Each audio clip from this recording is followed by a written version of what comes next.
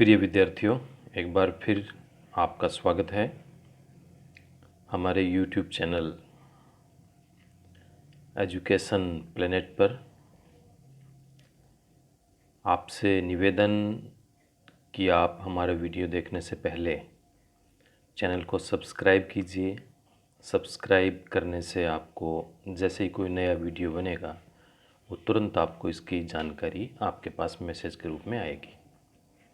हमने NCERT की कक्षा 6 विज्ञान विषय में इससे पहले के एक वीडियो में पाठ 1 कि भोजन ये कहाँ से आता है, ये पाठ हमने पढ़ा था। आज हम दूसरा पाठ NCERT कक्षा 6 का दूसरा पाठ भोजन के घटक, इस पाठ को हम पढ़ते हैं। तो पाठ का नाम है भोजन के घटक। घटक का अर्थ होता है कि एक ऐसा पदार्थ जिसमें कई अन्य पदार्थ उसमें मिले हुए होते हैं, तो सब मिलकर एक पूरा पदार्थ बनेगा और उसमें जो कई और अन्य पदार्थ मिले हुए होते हैं उनको हम उनका घटक कहेंगे। जैसे हम भोजन करते हैं तो उस भोजन में हम चपाती भी लेते हैं यानी रोटी लेते हैं, दाल लेते हैं, उसमें कोई सब्जी हो सकती है, कोई चावल हो सकता है, कोई उसमें दही हो सकती है, छाछ हो सकती है। तो ये जो उस भोजन में जो शामिल है, चपाती है, दाल, सब्जी, चावल, छाछ है, ये सब उस भोजन के घटक कहलाएंगे। अब आमतौर पर हम देखते हैं कि जो भोजन होता है वो प्रत्येक क्षेत्र के अनुसार उसको अलग अलग भोजन ग्रहण किया जाता है। अभी आप इसमें एक सारणी देखिए कि किस प्रकार से जो भारत के विभिन्न क्षेत्र हैं, भारत के विभिन्न राज्य हैं, उनमें किस किस प्रकार का भोजन किया जाता है। जैसे हम देखते हैं पंजाब, तो पंजाब में अन्न के रूप में हम मक्के की रोटी को ग्रहण करते हैं, और दाल और अन्य में हम जैसे राजमा है वो पंजाब में लिया जाता है।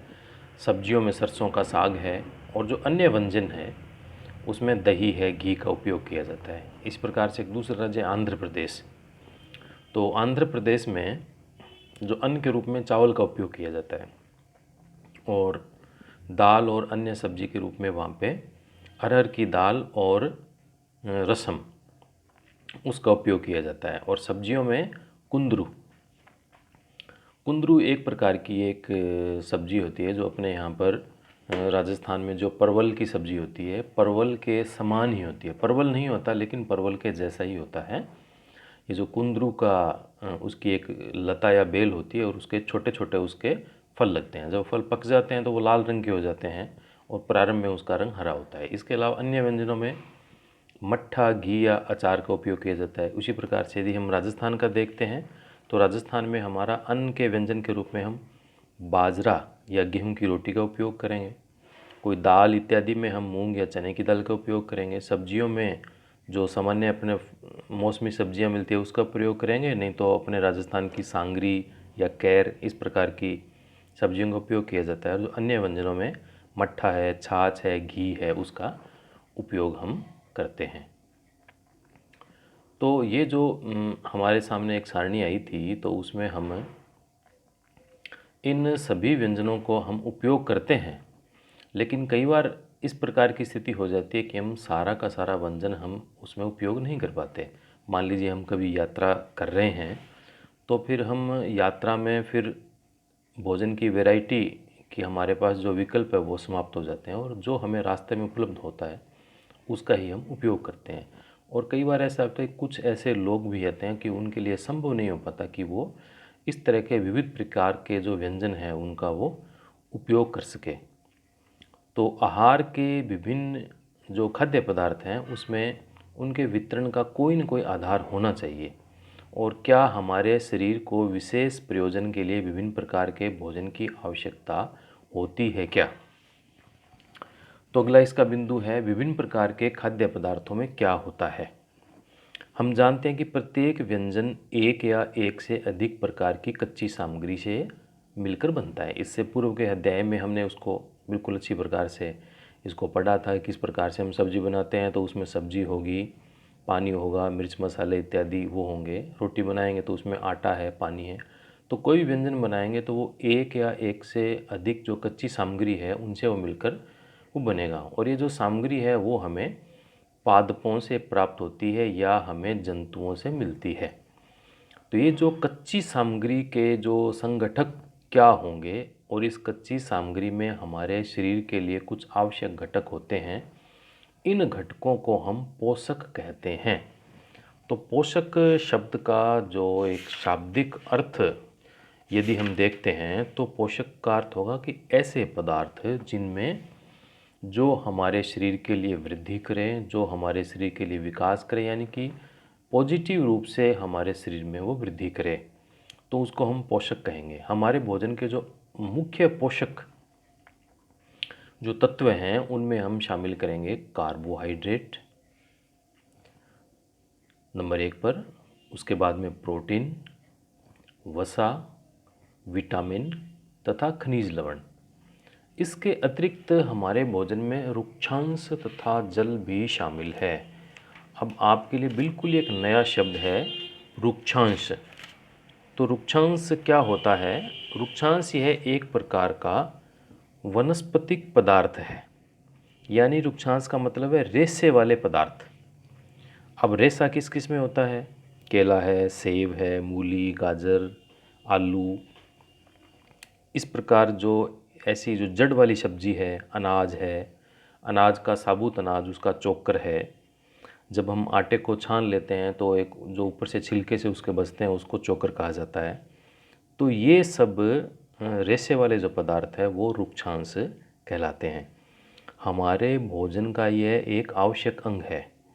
और जो रुक्षांश या रेशे वाले पदार्थ होते हैं इसकी कोशिका भित्ति सेल्यूलोज की बनी होती है और यह स्वयं पचता नहीं है, लेकिन ये अन्य पदार्थों को पचाने में हमारी सहायता करता है। तो इस प्रकार से हमारे भोजन में कार्बोहाइड्रेट, प्रोटीन, वसा, विटामिन और खनिज लवण, इसके अतिरिक्त रुक्षांश जल भी शामिल होते हैं जिसकी हमारे शरीर को आवश्यकता रहती है।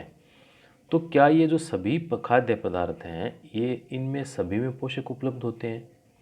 कुछ साधारण विधियों से हम ये जान सकते हैं कि कच्ची सामग्री या पके हुए भोजन में कौन सा एक या अधिक पोषक तत्व उपस्थित है।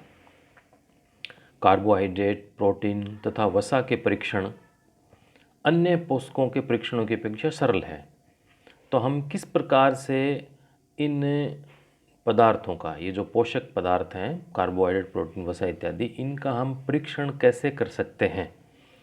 तो इनका परीक्षण करने के लिए कुछ कुछ सरल तरीके हैं कि जैसे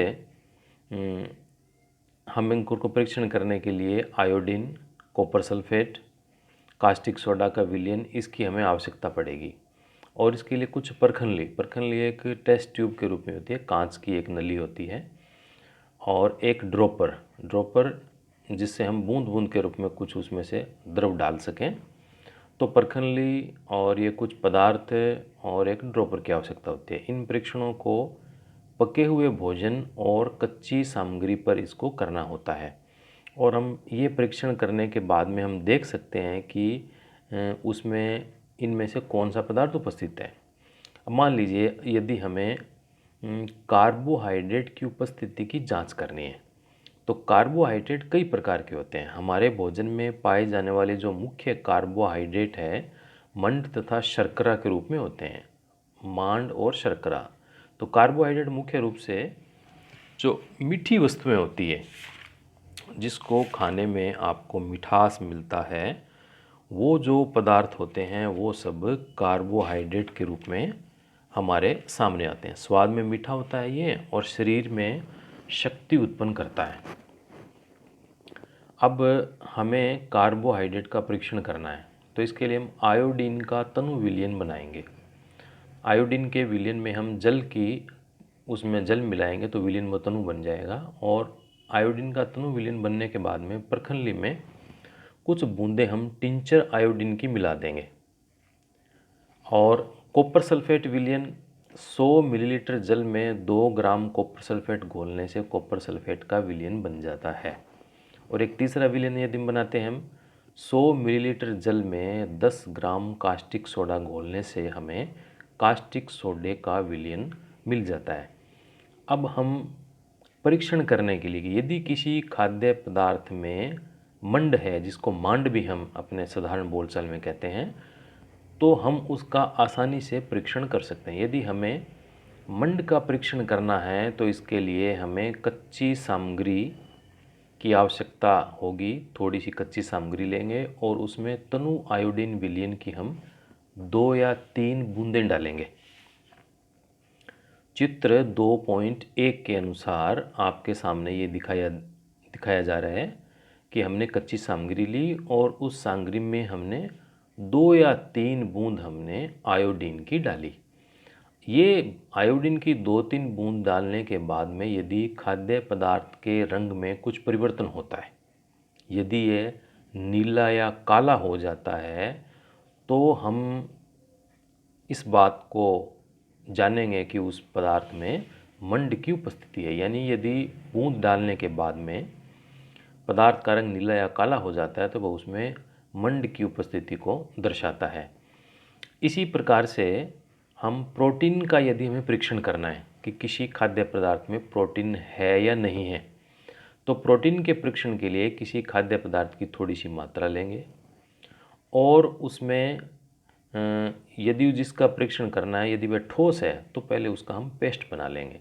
पेस्ट बनाने के लिए पहले उस ठोस का चूर्ण बनाएंगे और फिर उसमें थोड़ी सी मात्रा में उसमें पानी डालेंगे। पानी डालने के बाद में वो पेस्ट बन जाएगा। तो ये जो साफ़ चूर्ण है और उसमें बूंद पानी की हमने कुछ मिला दी है, उसको डाल के हम अच्छी तरह से हिलाएंगे। अब ड्रॉपर की सहायता से इस परखंडी में डाले हुए पदार्थ में 2 बूंद कॉपर सल्फेट विलयन की और 10 बूंद कास्टिक सोडे के विलयन की डालेंगे और अच्छी तरह से हिलाएंगे। कुछ मिनट के लिए परखंडी को हम छोड़ देंगे और उसके बाद में हम परखंडी में कुछ मिनट छोड़ने के बाद में हम उसका परीक्षण करेंगे। अभी चित्र में देखिए आप, प्रोटीन का ये परीक्षण किया जा रहा है और इसमें इस परखंडी में हाथ में उसने ले रखी है टेस्ट ट्यूब परखंडी, उसमें इसने ठोस खाद्य पदार्थ का चूर्ण करके उसका एक मिश्रण बना दिया, उसमें कुछ पानी डाल दिया और उसमें फिर कॉपर सल्फेट और कास्टिक सोडे की कुछ बूंदें उसने डाली है। और कुछ मिनट देखने के बाद में हमें इसमें दिखाई देगा कि यदि उस खाद्य पदार्थ का रंग बैंगनी हो जाता है तो हमें वो खाद्य पदार्थ में प्रोटीन की उपस्थिति दर्शाता है।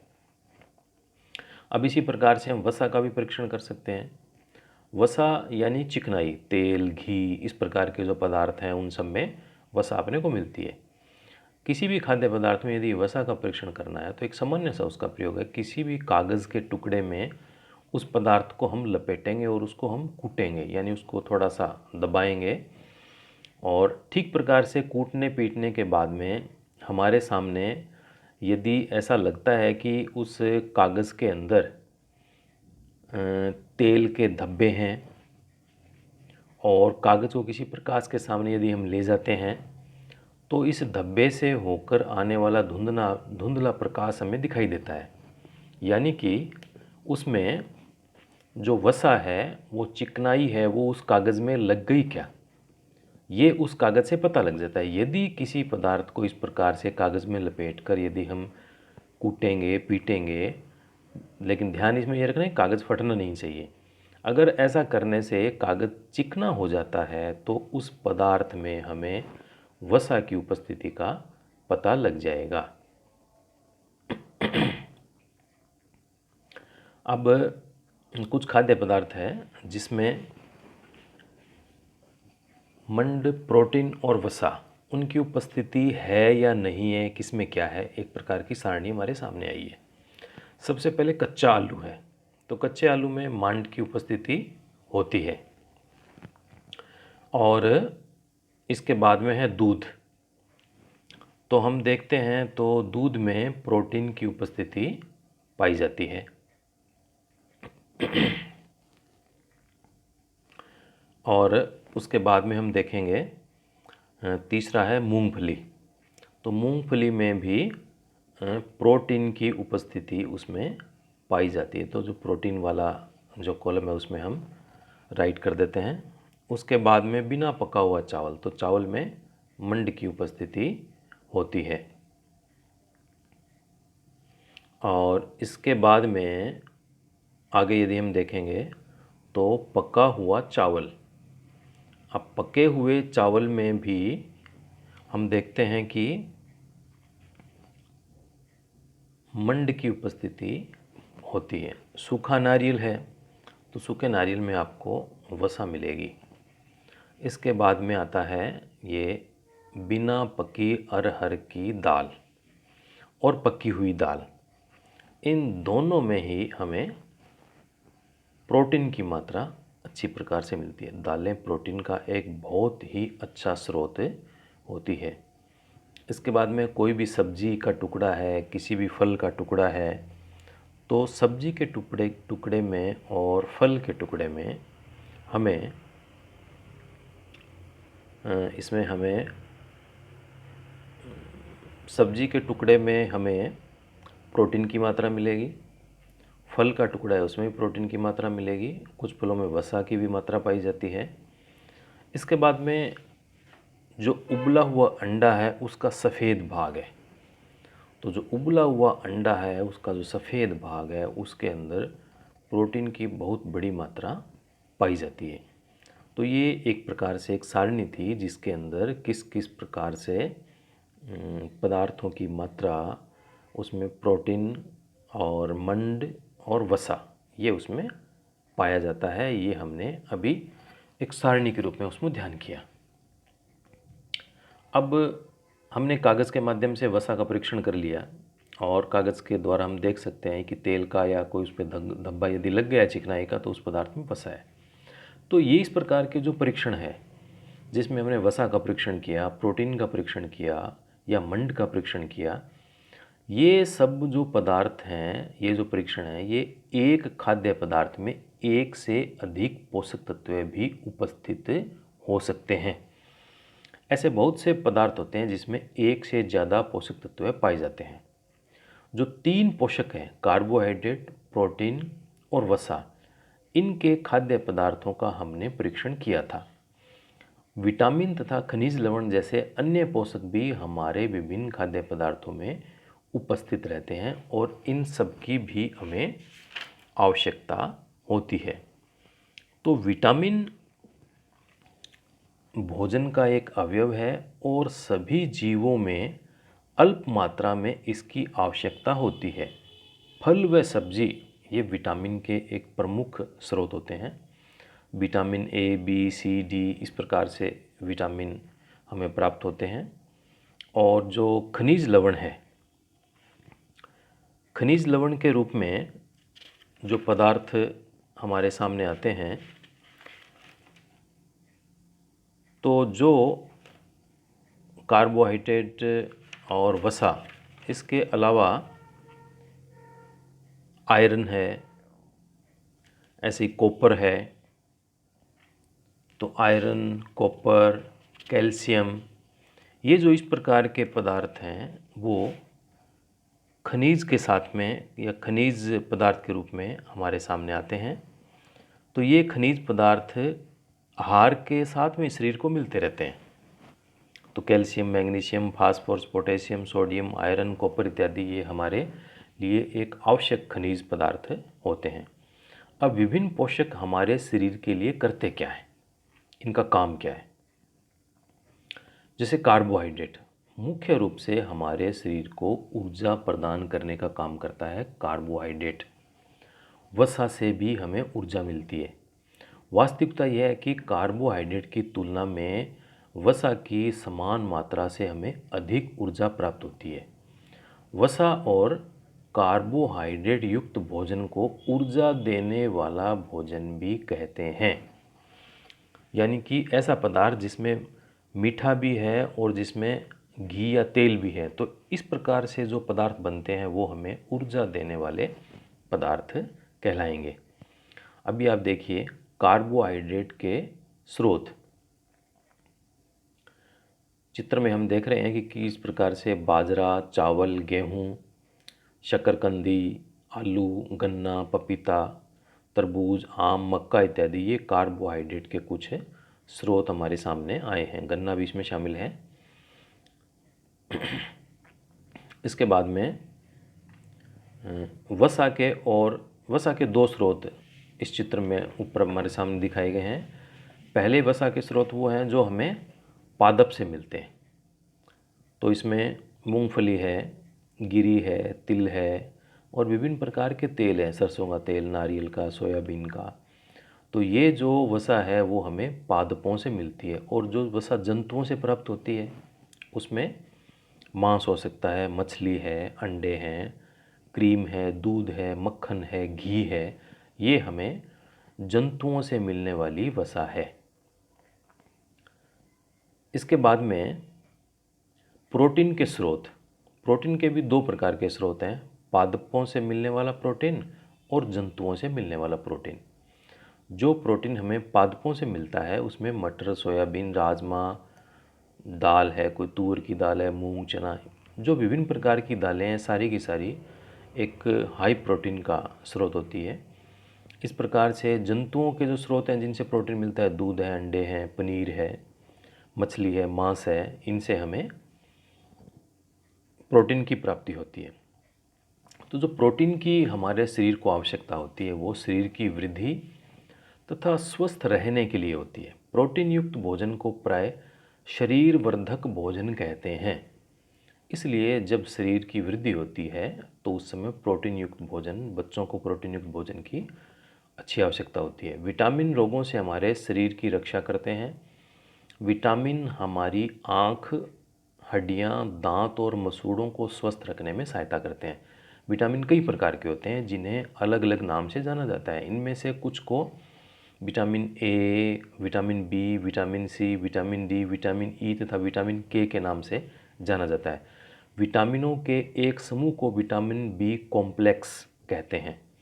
हमारे शरीर को सभी प्रकार के विटामिनों की आवश्यकता अपनी अपनी अल्प मात्रा में रहती है। विटामिन ए हमारी त्वचा और आँखों को स्वस्थ रखता है। इसी प्रकार विटामिन बी और विटामिन सी, ये सब विटामिन, इनके अलग अलग कार्य हैं। विटामिन सी बहुत से रोगों से लड़ने में हमारी सहायता करता है। विटामिन डी हमारी अस्थियों और दांत के लिए कैल्शियम का उपयोग करने में हमारे शरीर की सहायता करता है। और विभिन्न विटामिनों से भरपूर भोजन हमें कहाँ से मिलते हैं, तो अभी हम इसको आगे इसमें देखते हैं कि किस प्रकार से कुछ खनिज लवणों के स्रोत। आयोडीन के स्रोत हमारे सामने आ रहे हैं, जिसमें कुछ मछली और कुछ अन्य जो सी फूड है, जो समुद्र से मिलने वाले भोजन है, उसको दिखाया गया है। नमक है और पालक हैं, ये आयोडीन के स्रोत हैं। फास्फोरस के स्रोतों में दूध है, केला है, मिर्च है, हरी मिर्च है, दालें हैं। और आयरन या लोह के स्रोत है, सेब है और मांस है, पालक है। तो कैल्शियम के स्रोतों में दूध है, अंडा है। तो इनसे हमें ये इस प्रकार से पदार्थ मिलते हैं। तो विटामिन जो डी है वो हमें सूर्य के प्रकाश से भी मिलता है। सूर्य के प्रकाश की उपस्थिति में विटामिन डी बनता है। तो इसलिए विटामिन डी का सूर्य एक अच्छा स्रोत है। हमारे शरीर को खनिज लवणों की बहुत आवश्यकता होती है, लेकिन इसकी कोई बहुत बड़ी मात्रा की बजाय हमें अल्प मात्रा में इसकी आवश्यकता होती है। शरीर के उचित विकास तथा अच्छे स्वास्थ्य के लिए प्रत्येक खनिज लवण आवश्यक है। विभिन्न खनिज लवणों के कुछ स्रोतों को अभी हमने देखा। अधिकांश खाद्य पदार्थों में एक से अधिक पोषक तत्व भी होते हैं। फिर भी किसी भी कच्ची सामग्री में एक निश्चित पोषक की मात्रा दूसरे पोषक की मात्रा से अधिक हो सकती है। उदाहरण के लिए चावल में कार्बोहाइड्रेट की मात्रा दूसरे पोषकों से अधिक होती है। इस आधार पर हम कह सकते हैं कि चावल कार्बोहाइड्रेट युक्त एक समृद्ध भोजन है। इन पोषकों के अलावा हमारे शरीर को आहारी रेशे और जल की भी आवश्यकता होती है। आहारी रेशे यानी रुक्षांश, जिसकी हम पहले भी चर्चा कर चुके हैं, जो रेशे वाले पदार्थ हैं, फाइबर हैं। हमारे खाने में रुक्षांश की पूर्ति मुख्यतः पादप उत्पादों से होती है। तो रुक्षांश के जो मुख्य स्रोत है वो साबुत खाद्यान्न है, दाल है, आलू है, ताज़े फल है, सब्जियां हैं। रुक्षांश हमारे शरीर को कोई भी पोषण प्रदान नहीं करते, फिर भी यह हमारे भोजन का आवश्यक अवयव है, क्योंकि इसका आयतन, ये भोजन का आयतन बढ़ा देते हैं और रुक्षांश बिना पचे भोजन को बाहर निकालने में हमारे शरीर की बहुत बड़ी सहायता करता है। अब अगला जो पोषक तत्व है जल। जल भोजन में उपस्थित पोषकों को अवशोषित करने में हमारे शरीर की सहायता करता है। यह कुछ अपशिष्ट पदार्थ जैसे कि मूत्र तथा पसीने को शरीर से बाहर निकालने में भी हमारी सहायता करता है। सामान्यतः हमारे शरीर को जितने जल की आवश्यकता होती है वह हमें उन वस्तुओं से प्राप्त हो जाता है जिन्हें हम द्रव के रूप में लेते हैं। जैसे दूध हम ले रहे हैं, जल हम पीने में ग्रहण करते हैं, चाय पीते हैं, अन्य विभिन्न प्रकार के हम कोई फल ग्रहण करते हैं, सब में कुछ न कुछ जल की मात्रा होती है। इसके अतिरिक्त हम जो भी भोजन पकाते हैं उसमें भी हम पानी का उपयोग करते हैं। अब देखें कि हमारे शरीर को ऐसे कौन कौन से स्रोत हैं जो जल प्रदान करते हैं। जैसे हमने एक टमाटर लिया, नींबू लिया, इस प्रकार कोई भी हमने फल लिया, इसे हम छोटे छोटे हिस्सों में काट लेंगे। तो ऐसा करते समय हमारे हाथ गीले हो जाते हैं। हमारे हाथ गीले क्यों होते हैं? क्योंकि उसमें जल होता है। जब भी हमारे घर में किसी फल या सब्जी को काटा, छीला या मसला जाता है तब ध्यानपूर्वक हम उसका निरीक्षण करेंगे तो हमें पता लगेगा कि ऐसा करते समय उन फल और सब्जियों में पानी की मात्रा उसमें होती है। हम देखते हैं कई खाद्य पदार्थों में जल होता है। कुछ सीमा तक हमारे शरीर के लिए आवश्यक जल की पूर्ति इसी जल से हो जाती है। इसके अतिरिक्त कई खाद्य पदार्थों को पकाते समय भी हम उसमें जल डालते हैं। अब उसके बाद में एक विषय आता है संतुलित आहार। आहार हम जो भोजन ग्रहण करते हैं, अब हम एक प्रकार का भोजन तो ग्रहण नहीं करते हैं कि हम रोटी खाए जा रहे हैं या हम हलवा ही खा रहे हैं या घी हम ज़्यादा खा रहे हैं। तो यदि हम इस प्रकार का भोजन लेंगे जिसमें हम एक ही मात्रा को ज़्यादा ग्रहण करते हैं तो उसको हम संतुलित आहार नहीं कहेंगे, वो हमें लाभ की बजाय नुकसान पहुंचाएगा। लेकिन यदि हम इस प्रकार का भोजन लेते हैं जिसमें सभी जो पोषक तत्व हैं, कार्बोहाइड्रेट है, वसा है, प्रोटीन, विटामिन, खनिज लवण, जल, ये जो सारे के सारे तत्व हैं इनकी एक संतुलित मात्रा, संतुलित का मतलब शरीर को जितनी आवश्यकता है उतनी मात्रा हम लें, तो इस प्रकार का जो हम भोजन लेंगे जिसमें सभी पोषक तत्वों की आवश्यकता के अनुसार मात्रा हो, जिसमें रुक्षांश भी शामिल है, फाइबर भी शामिल है, तो इस प्रकार के आहार को हम कहेंगे संतुलित आहार।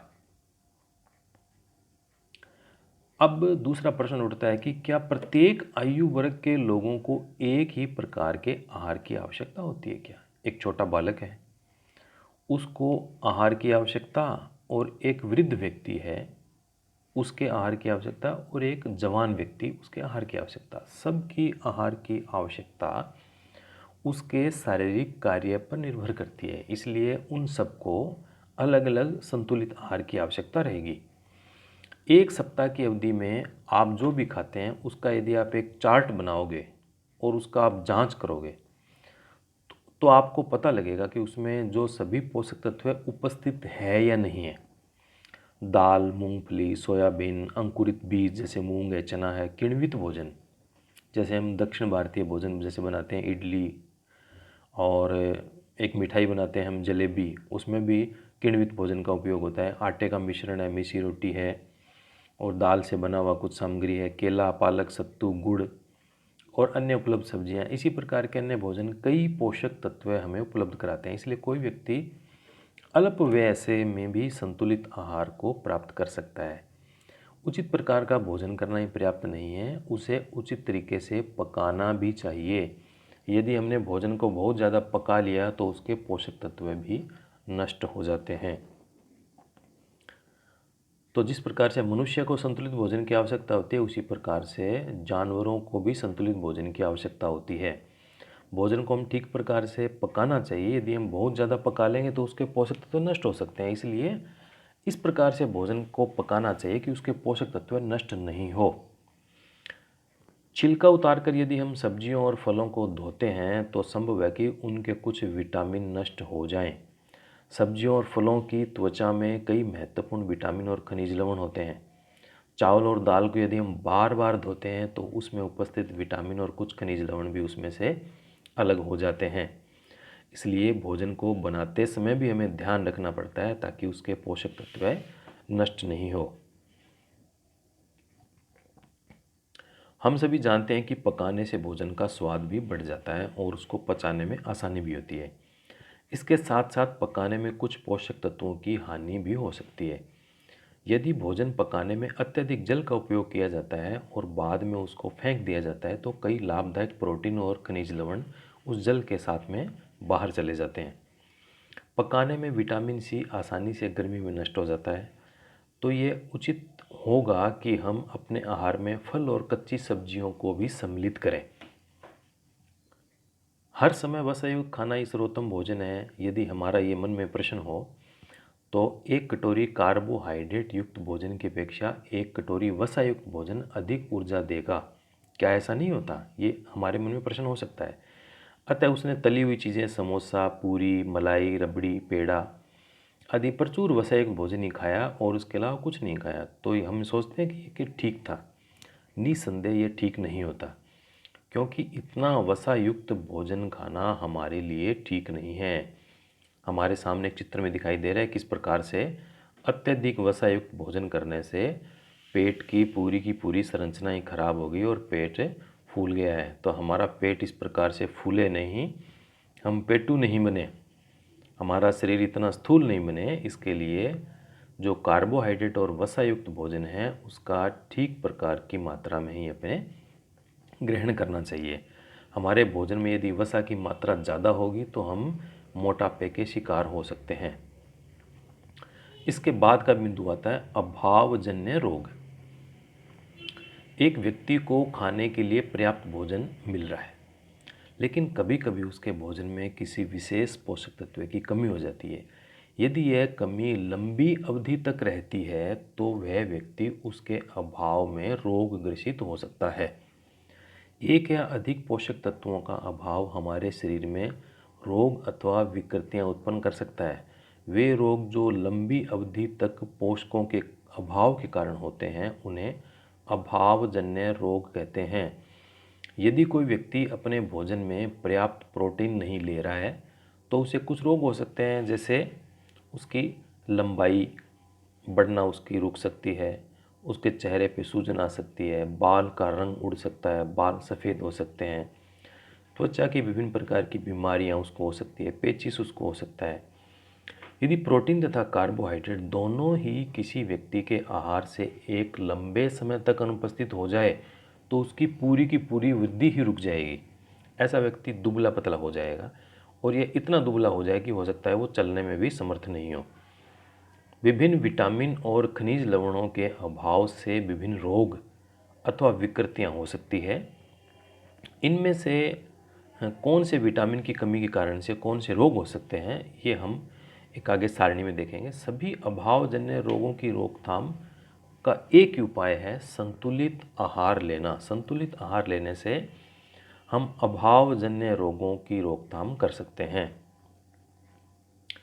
इस अध्याय में हमने यह जानने की कोशिश की कि किस प्रकार से विभिन्न क्षेत्रों के भोजन में इतनी अधिक विविधता होते हुए भी आहार में पोषक तत्वों का वितरण सामान्य रूप से होता है और ये वितरण हमारे भोजन में आवश्यक पोषक तत्वों की उपस्थिति को सुनिश्चित भी करता है।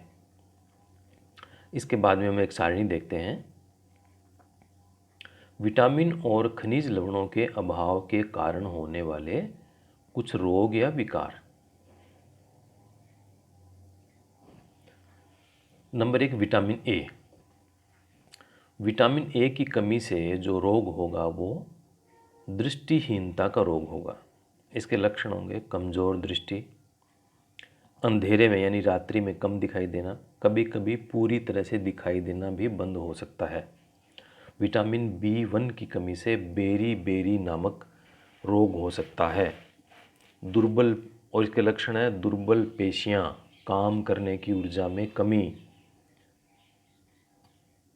अब ये जो कुछ शब्द आ रहे हैं वो शब्द इस पाठ के अंत में जब उसके शब्दों का विवरण आएगा तो उसमें हम उन शब्दों की अलग से विस्तृत चर्चा करेंगे। विटामिन सी की कमी के कारण से सकरवी नामक रोग हो सकता है और इस रोग के लक्षण है मसूड़ों से खून का निकलना, घाव भरने में अधिक समय लगना। यदि हमें कहीं चोट लग गई है तो उस घाव को ठीक होने में ज़्यादा समय लगता है, वो एक सकरवी रोग का लक्षण हो सकता है। विटामिन डी की कमी से रिकेट्स नामक रोग हो सकता है। इसमें हड्डियां मुलायम होकर मुड़ जाती है। कैल्शियम की कमी के कारण से हड्डियाँ और दांत कमज़ोर हो जाते हैं। और इसके लक्षण हैं कमज़ोर हड्डियाँ, दांतों का खराब होना। आयोडीन की कमी से घेंगा नामक रोग हो सकता है और इसका लक्षण होगा गर्दन की ग्रंथि का फूल जाना। कई आपने ऐसे लोगों को देखा होगा जिसका गला आगे से पूरा फूला हुआ होता है, तो वो घेंगा रोग के कारण से होते हैं। बच्चों में मानसिक विकलांगता हो सकती है, बच्चे की बुद्धि कमज़ोर हो सकती है। लोहा या आयरन की यदि कमी होगी तो फिर हमारे शरीर में कमज़ोरी आ सकती है। इस पाठ में आए हुए कुछ शब्द हैं, उन शब्दों को हम देखते हैं। संतुलित आहार। संतुलित आहार का मतलब है ऐसा आहार जिसमें कार्बोहाइड्रेट, वसा, प्रोटीन, विटामिन, खनिज लवण और जो रेशे हैं, फाइबर हैं, उनकी संतुलित मात्रा हो। जितनी हमें आवश्यकता है उस सब की पूरी मात्रा में मिले, ऐसा आहार संतुलित आहार कहलाता है। इसके बाद में शब्द है बेरी-बेरी। बेरी-बेरी नामक एक रोग है। बेरी-बेरी का शाब्दिक अर्थ होता है चल नहीं सकता। यह विटामिन B1 की कमी से होता है और इसमें भूख कम हो जाती है, कमज़ोरी हो जाती है, हाथ पैर में दर्द होता है, सांस फूलने लग जाती है, पैरों में सूजन भी आ जाती है। तो ये इस रोग के एक प्रकार से लक्षण है। ये कार्बोहाइड्रेट। कार्बोहाइड्रेट स्वाद में मीठा होता है और शरीर में शक्ति उत्पन्न करता है। जो भी मीठी चीज़ें हैं, गुड़ है, चीनी है, वो सारी की सारी कार्बोहाइड्रेट की स्रोत होती है। ऊर्जा। ऊर्जा यानी शक्ति, ताकत। वसा, ऐसे पदार्थ जिनसे हमें चिकनाई मिलती है, तेल, घी वगैरह सारे वसा के स्रोत हैं। खनिज। तो खनिज वे पदार्थ होते हैं जो आहार के साथ में शरीर को मिलते हैं, जैसे calcium, magnesium, phosphorus, potassium, sodium, iron, copper इत्यादि। ये सारे के सारे खनिज हैं। पोषक का अर्थ होता है ऐसे पदार्थ जो हमारे शरीर की वृद्धि और विकास में सहायता करते हैं। प्रोटीन। प्रोटीन शारीरिक वृद्धि के लिए आवश्यक होता है। त्वचा, रक्त, मांसपेशी व हड्डियों की कोशिकाओं के विकास के लिए प्रोटीन की अत्यंत आवश्यकता होती है। इसके बाद एक शब्द आ रहा है स्कर्वी। विटामिन C की कमी से होने वाला यह रोग है और इस रोग में मसूड़ों में सूजन आ जाती है, दांत गिरने लग जाते हैं, चेहरा पीला पड़ जाता है। मंड, इसको स्टार्च भी कहते हैं, और यह सिर्फ पादपों में ही पाया जाता है। आलू है, चावल है। विटामिन। भोजन का यह विटामिन एक अवयव है। सभी जीवों को इसकी अल्प मात्रा में इसकी आवश्यकता रहती है। फल व सब्जी इसके विटामिन के सबसे अच्छे स्रोत है। Vitamin A, B, C, D, E, कई प्रकार के विटामिन पाए जाते हैं।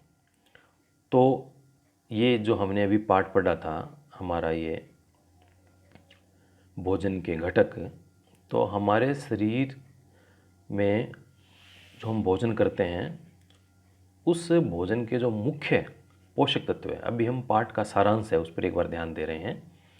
तो हमारे भोजन के मुख्य पोषक तत्वों के जो नाम है वो कार्बोहाइड्रेट, प्रोटीन, वसा, विटामिन तथा खनिज लवण है। इसके अतिरिक्त भोजन में आहारी रेशे और जल भी होता है। कार्बोहाइड्रेट तथा वसा हमारे शरीर को मुख्य रूप से ऊर्जा प्रदान करते हैं। प्रोटीन तथा खनिज लवण की आवश्यकता हमारे शरीर की वृद्धि तथा उसका अनुरक्षण यानी उसको बनाए रखना उसके लिए ज़रूरी होता है।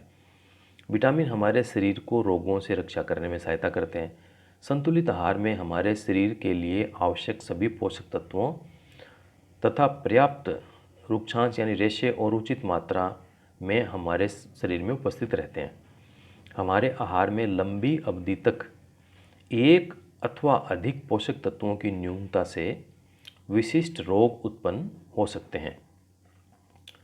तो इस प्रकार से हमने आज